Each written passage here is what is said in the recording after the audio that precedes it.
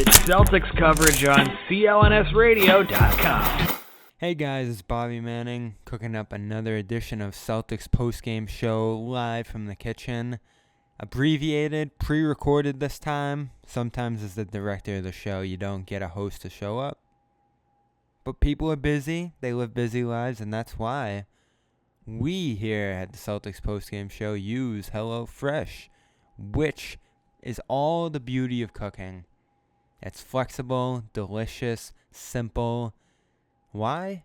Pre-measured, pre-prepped ingredients. No supermarket, no chopping, no buying those expensive spices. Cayenne, go through that like crazy. They give you everything you need to have all the joy of cooking, all the satisfaction, in a much briefer, efficient period. So for $80 off your first month of HelloFresh, with flexible weekly meals, you can skip a week, you can add food preferences, and choose from over 20 plus seasonal chef-curated recipes each week. Go to HelloFresh.com/CLNS80. CLNS80. I'm Bobby Manning. This is the Celtics post-game show after the Celtics dropped one of their bigger duds of the season, 113-97. 3 of 13 night from Gordon Hayward. Marcus Smart returning from the eye injury, the eye infection that you don't want to read about. If you really want to know the nasty details, you can go read Jared Weiss's piece about what it was like.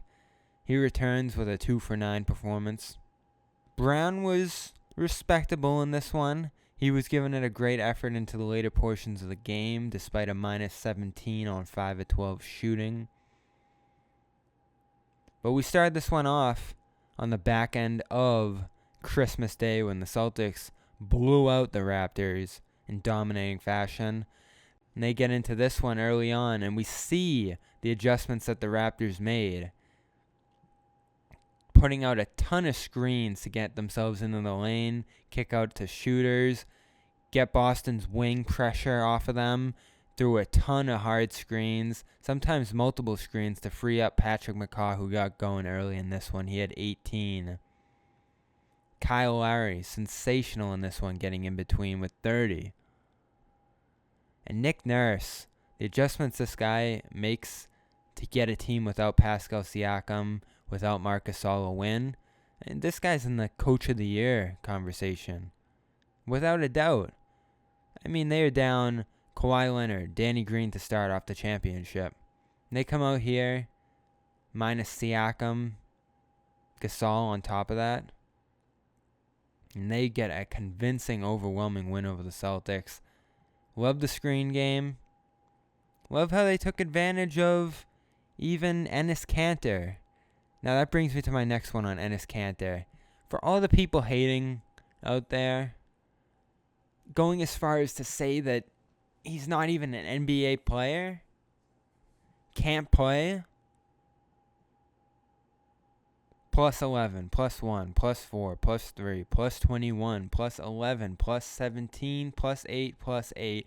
Those were his last 9 games before tonight he finally put out a minus 3. And that's in a game where Serge Ibaka was finishing shots over him. Chris Boucher, meh. Still getting used to his name, but we won't forget his name anytime soon because that guy's staying in this league for a little while. Pulling in a rebound over his head. It was a rough game. Kyle Lowry was catching him in between. Even with the drop-back coverage they played with Kanter, the Raptors found ways to expose him in this one, and they really got that fast break going. Kanter was a problem against them on Christmas. 12 points, 11 rebounds, an assist, and a plus 8 performance in 18 minutes, 5 of 10 shooting. Kanter was a perfect 5 of 5 in this game, including the three-pointer, little chef's kiss after that one. He was great again in this one, I felt like. 5 of 5, as I said, 6 rebounds. Not as overwhelming as some of his recent performances, but this guy's been as good as anybody in the league off the bench the last few weeks. Out of his last 10 games, 4 with double-digit rebound, 6 of them with 9 or more. He had 4 games now in the stretch with double-figure scoring. He's averaging over 10 points a game. He's as great as any rebounder in the NBA over this stretch. Kemba Walker tonight, hitting threes around his screens. Brad Stevens finds ways to make this guy effective and make him not in this game as much because Ibaka was that good tonight, getting into the lane, pulling up from the perimeter.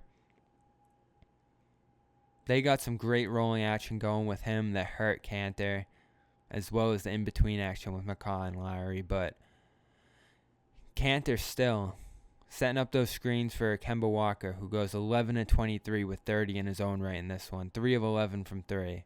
Getting into the lane quite a bit in this one. He was sensational. Held Boston in it through 3 quarters.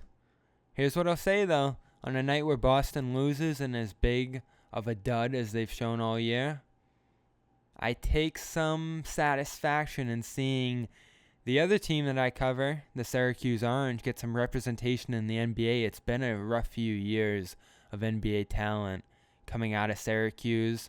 Oshae Brissett, one of 2 Syracuse players who goes undrafted out of this recent draft class. He hung on with the Clippers in Summer League, but that team has so many wings, as we see, that they let him go.